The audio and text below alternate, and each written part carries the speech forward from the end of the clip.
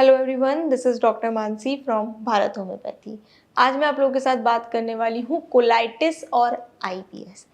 बहुत से लोग ये समझते हैं कि कोलाइटिस और आईबीएस एक ही चीज़ है। नहीं, कोलाइटिस और आईबीएस बहुत अलग चीज़ है।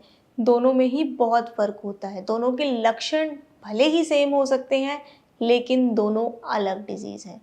दोनों ही हमारी इंटेस्टाइन की डिजीज़ है, हमारे डाइजेस्टिव सिस्टम की डिजीज़ेज़ हैं, लेकिन बहुत अलग है। सबसे पहले हम बात करते हैं आईबीएस की।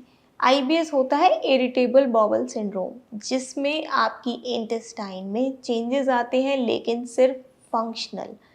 वहीं अगर हम बात करें कोलाइटिस की, तो कोलाइटिस एक इन्फ्लामेटरी डिजीज़ है, जिसमें आपकी इंटेस्टाइन में इन्फ्लामेशन चेंजेस आते हैं।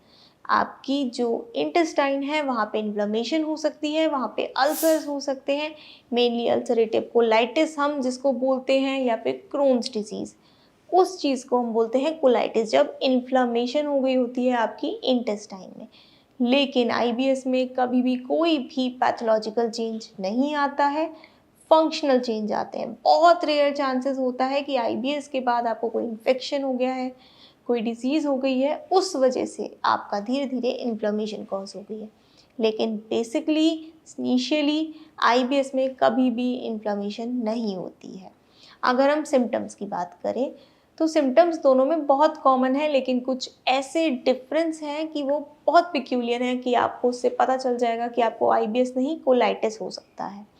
दोनों में ही पेट दर्द होता है, दोनों में ही ब्लोटिंग हो सकती है, दोनों में ही गैस बन सकती है, दोनों में ही आपको क्रैम्प्स हो सकते हैं, दोनों में डायरिया हो सकता है, लेकिन डिफरेंस है। आईबीएस के डायरिया में कभी भी ब्लड नहीं आता है। अगर आपको कोलाइटिस है तो आपको ब्लडी डायरिया हो सकता है। म्यूकस मिल सकता है आपको आईबीएस के डायरिया में भी और कोलाइटिस की डायरिया में भी, लेकिन ब्लड सिर्फ कोलाइटिस में आता है, आईबीएस में नहीं आता है। अब अगर हम रीजंस की बात करें, तो कॉजेज़ क्या हो सकते हैं। आईबीएस का मेन कॉज होता है आपका ब्रेन और गट एक्सिस का डिस्टर्ब होना।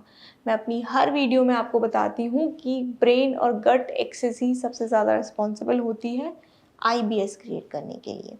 दूसरी चीज़ होती है स्ट्रेस। अगर आप स्ट्रेस लोगे तो आपका आईबीएस वर्स्ट हो सकता है, आपका आईबीएस फ्लेयर अप कर सकता है।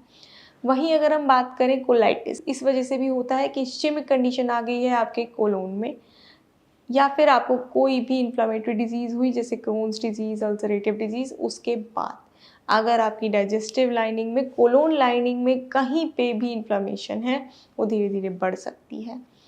फर्दर अगर हम बात करें तो कोलाइटिस धीरे धीरे एक रिस्क होता है कि कोलोन कैंसर की तरफ बढ़ सकती है, लेकिन आईबीएस में ऐसा कोई रिस्क नहीं होता।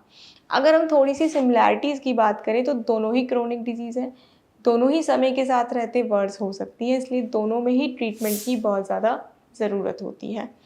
आईबीएस में डायरिया, कॉन्स्टिपेशन दोनों आपको मिल सकते हैं। आपको डायरिया भी हो सकता है और आपको कॉन्स्टिपेशन भी हो सकता है, क्योंकि आईबीएस में या तो आपका जो इंटेस्टाइनल मूवमेंट है वो बहुत ज़्यादा स्लो होता है या फास्ट हो जाता है।